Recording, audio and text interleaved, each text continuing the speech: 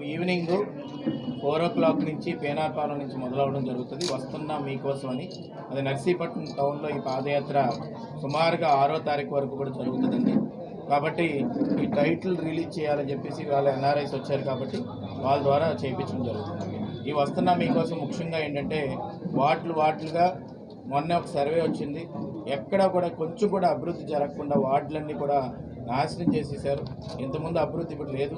Hospital బాగోలేదు.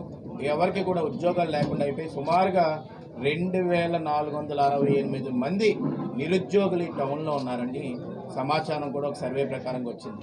అంటే ఇంత దారుణంగా యూత్ని పట్టించుకోకుండా గాంజే పెరిగిపోయి ఒక కాలనీలో అయితే నేను పేరు చెప్పదలుచుకోలేదు కానీ ఒక 6 ఏళ్ళు పసిబిడ్డని మానభంగం కూడా చేయడం జరిగింది గంజాయి మత్తులను. ఇంత దారుణమైన పనులు జరుగుతున్నాయి కాబట్టి అయ్యన్న పాత్రి గారు రేపు రానున్న రోజుల్లో వస్తేనే జరుగుతుందని ఈ వస్తున్న మీకోసం పాదయాత్ర రేపు సాయంత్రం మొదలు పెట్టబోతున్నారు. Thank you.